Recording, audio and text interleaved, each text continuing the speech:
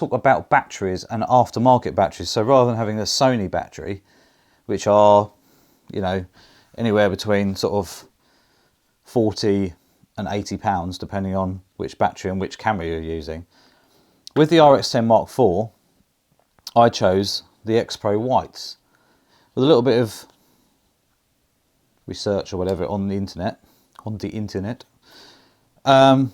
the X Pro Whites are kind of like on par with the quality, build quality of the, you know, the original Sonys. So I thought, well, they're sort of 16 to 20 pounds each, so, you know, worth a go. Anyway, this was about 5 or 6 years ago I bought these. This is a brand new one, and basically I had the A7R2 and used that for a couple of years. I then sold that and went onto the R3 and the R4. So obviously now the batteries are bigger, but by then I'd bought the RX10 Mark IV. So obviously it takes the same batteries. So I'd offloaded a few batteries I had to a couple of friends. I had 8 batteries in total. I kept, I sold the Sony A7R2, which had 2 Sony batteries. So obviously that went with the grip and everything.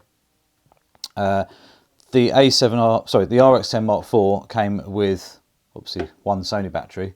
I also purchased at the same time, they did a discount, a second Sony battery. So I thought, brilliant, I've got them. But I also had 2 of the X Pro Whites. So the X Pro Whites are actually, I think, around about 5 years old, thereabouts. They have been charged and charged and charged and charged quite regularly. The reason I went for the X Pro Whites, one, obviously because the build quality was supposed to be as good as the original, you know, the product quality as such. The other reason is because it's actually white, and it's, you know, it's quite handy when you open your bag that you've got, say, 2 of the normal black ones and then 2 of the white ones. So basically I know for a fact that, you know, if I run through the 2 Sony black ones like that, and I go like that, and I put that one in the bag and I go, which one's now charged? So actually moving on to the white ones, I then know that I've discharged the 2 black ones and now I'm onto the 2 white ones. So in that side of things, it's really, really handy. So I just thought I'd show you, these are the new, well, I say new, they're the same. They come with a 2-year warranty from X Pro. Their website is www.xpro, so E-X-P-R-O, direct.com. You can buy them obviously there. I haven't actually looked at their website, well, I'll have a look later. And they used to come, pretty sure anyway, they used to come in a plastic, you know, like the ones you used to cut with the scissors. Nightmare to get into, and they'd be there. So obviously they've reduced their plastic usage, which is good. And obviously I was expecting it to be delivered in a slightly bigger pouch, and it came in this tiny little tiny little envelope, and I thought, oh wow. So they come in a box, just in a little bubble wrap, which is always handy. I'm always reusing bubble wrap packets, and just the instructions. So tiny little box, which is great. So obviously recycling, boom, done. And just the instructions. So it tells you about recharging, it tells you about do not overcharge in a totally sealed place, or cover them in charge or anything like that. So obviously they can get warm.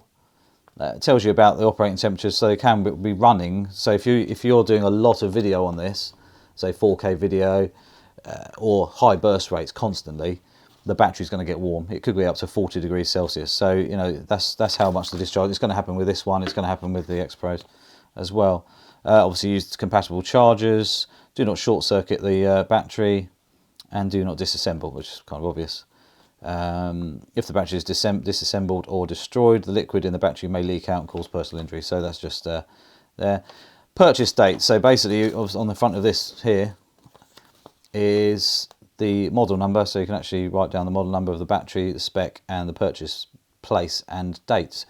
One's obviously for warranty for 2 years, but I've got the receipt anyway, so that's not really an issue, but it kind of lets me know how long I've had the battery for.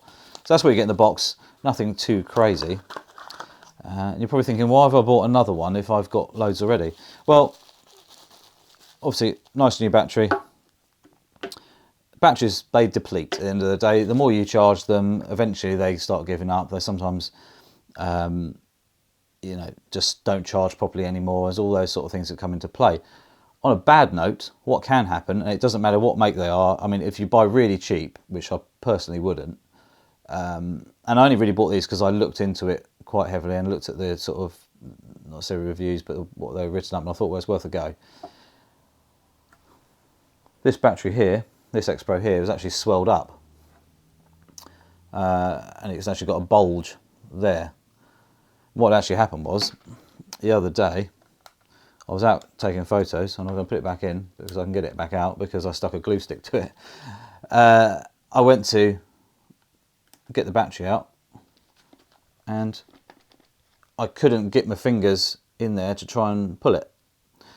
And I thought, well, how am I going to get the battery out? Because it's swelled up very slightly. It's down to old age. It's 5, 6 years old. It's been charged probably a couple of hundred times, if not maybe more. I couldn't tell you how many times it's been charged, but I charge these a lot. You know, I'll probably take 3 to 4 batteries with me every time I go out, just in case. So there'll be top-up charges half the time. So they might be 50%. Sometimes they're down to 10% or even less. And I thought, how am I going to get this out? And I thought, I can't get my fingers in there. I can't really get pliers in there to pull it. And I was thinking, what have I got? Super glue? I don't really want to try. I don't really want to pour super glue in anything. I thought, glue gun. So if you've ever got a glue gun, these are really cool because you can literally just pull it out. So that saved any damage to the camera, anything like that. So, I mean, I can snap that off now, he says, but it's on there quite well, he says. But you could basically warm it up and get it off if you want. Actually, that's really off. Well, there you go. So it's now off. So there you go. So this battery is going to go and get recycled. It's swelled up. I can see physically. I don't know if you can see. I can't hide my face, so I'm trying to focus on that. You might be able to see a bit of a bulge. I'm not sure. Like I say, this has been charged hundreds of times. So that is a dead battery for 15, 16, 17 pounds, up to 20 pounds, depending on where you buy it from. These are really, really good, and it's just wear and tear. That's all that is. It's got nothing to do with build quality or anything like that. You know, a battery. I've seen the Sony ones pop, as I think they call it, when they pop and they just go, they just expand very slightly. I've seen brand new DJI drone batteries after a couple of flights expand and they won't click in properly. So it's got nothing really to do with you know, the higher end companies or anything like that, you know, or going slightly cheaper. It's just the way it is, you know. I'm really pleased that it's done that well. You know, 5, 6 years out of it. Can you really moan at that? Not really. And you know, if these are under £20, they're an absolute bargain. It comes with a 2-year warranty, by the way. I don't know if I mentioned that. So that's the proof in the pudding, isn't it? They're giving it a 2-year warranty, which is really good. And if it lasts up to 5 or 6 years with heavy charging, can't be moan at all, can we? So, but yeah, if you do get a battery stuck in there, if you get some glue gun sticks, you could use a little bit of super glue and attach something to it, and it'll, you know, pull it out. Obviously, once it's in the camera itself, it can only expand a certain amount, so it can't go too far. But you just don't want it to leak. If it suddenly leaked, then that camera's pretty much dead, isn't it? You know, it's gonna attack it with or whatever is inside a battery. You know, so it's not good. So that's going to go for recycling. So that is now not being used. Nice replacement one to go on there. Nice fresh battery. This one here is the same age as the camera, so this is 3.5, almost 4 years old. This battery. Heavily used as well, so it'd be interesting to see how long that one lasts without any issues. They are charging, even that one, actually saying that this X Pro one that's actually gone, you know, it's expanded, still was charging to 100%, no trouble. So that's all I wanted to say, really, guys. Is just be careful with the batteries. There are other makes out there. I can't really comment on those. There are some really cheapy, unbranded ones which you just want to stay away from. You know, I don't know what the pricing really is, what you call a good value battery. I think for between 16 and 20 pounds for one of these X Pros is amazing.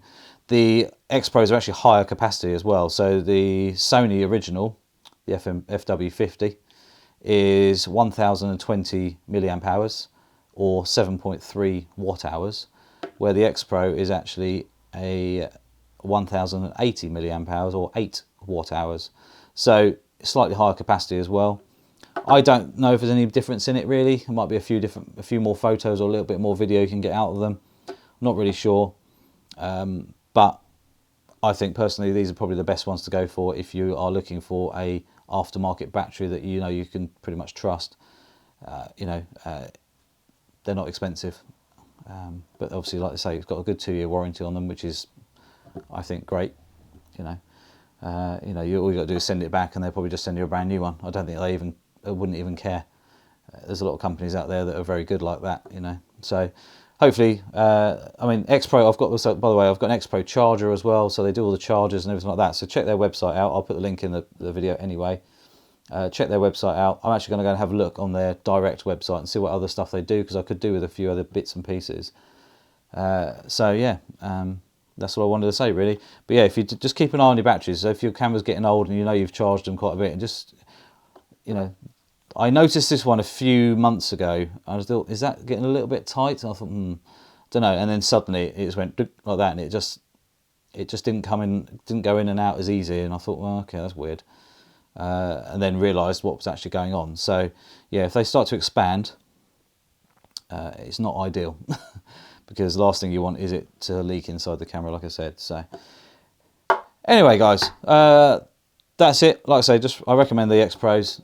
I couldn't comment on the Wasabi ones or anything. There's other companies out there that people have, I know they've given good reviews about, and they say they're okay for the money and all this sort of stuff. Like I said, I utilise these because you can, open your bag and see which one you've already used. So if I've used all the black ones up, I go, white one, swap it. Because if you're in a hurry and need to swap a battery quick, last thing you want to do is pick up one you've already used, didn't realise, put it in and go, oh, wrong one, and then put a new one in. So in fact, this is out of a box. I wonder if it's actually got any charge in it. So this is not being charged, this one. No, it's completely flat. So that needs a good charge. We shall try that one out. That one comes in and out nice and easy, as does this one. No trouble whatsoever. That one, obviously, not even going to bother touching that again. So that's going for recycling.